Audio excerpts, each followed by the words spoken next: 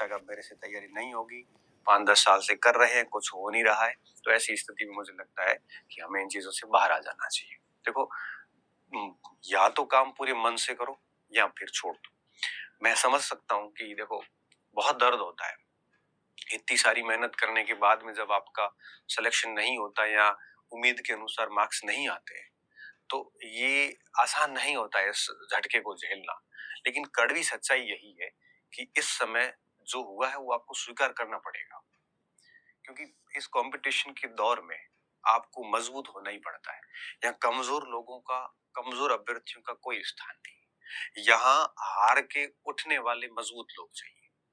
यहाँ paper hall में भी मजबूत लोग चाहिए, रोने धोने वाले नहीं चाहिए। यहाँ बहुत पॉजिटिव लोग चाहिए, यहाँ पे नेगेटिव लोगों का कोई स्थान नहीं। यहाँ पे ऐसा व्यक्ति चाहिए जो गिर कर भी संभलने की क्षमता रखता हो। कंपटीशन के अंदर केवल पढ़ने वाला ही नहीं चाहिए, एक वो साहसी व्यक्ति भी चाहिए जो अपनी विफलता को स्वीकार करके वापस उठने की क्षमता रखता हो। यहाँ पे ऐसा साहसी व्यक्ति चाहिए जो जितना पढ़ा है उसको अच्छी तरीके से एग्जाम हॉल में इम्प्लीमेंट करके आने की योग्यता रखता हो। यहाँ केवल पढ़ने वाला व्यक्ति नहीं चाहिए, या ऐसा व्यक्ति भी चाहिए जिसके पास में धैर्य हो, जो आपके बहुत तरीके से काम करके आ सकता हो, बहुत शार्पनेस के साथ में काम करके आ सकता हो। परीक्षा में सवाल आ रहे थे, आप 4 गोले गलत बन के आ गए हो, अब आप डिजर्व ही नहीं करते। मैं तो ये मानता हूँ, परीक्षा में आपको सवाल आ रहा था और फिर आप है वो वहां ऑप्शन टिक किया और ओमआर सीट में भरा नहीं है। मैं मानता हूँ कि ये आपकी खुद की गलतियां स्वीकार कीजिए। आप परीक्षा पास करने के योग्य ही नहीं थे कि आप 5-5 प्रश्नों को गलत करके आ जाते।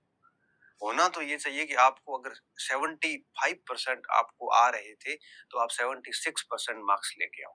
आप 75% के योग्य थे और 65 लेके आ रहे हो, तो ये एग्जाम हॉल में जो ये आपके डर होते हैं, ये भय होते हैं, ये जल्दबाजी होती है, जो हड़बड़ाहट होती है, ये कहीं ना कहीं आपके कमजोर होने का प्रमाण है, और ये चीजें कहीं ना कहीं आपको हर बार पीछे रखती है।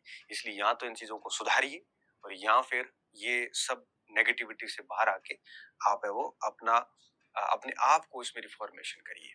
ठीक है, बाकी दोष देने से कोई फायदा नहीं है। बेहतर है कि आप इंट्रोस्पेक्शन करिए, मंथन करिए, और वापसी में अच्छी तरीके से लगी और चीजों को, कमियों को दूर करिए। ठीक है, बाकी अब इतना ही कहूंगा कि समय मत खराब करिए, और ये सब कुंजी, कट ऑफ,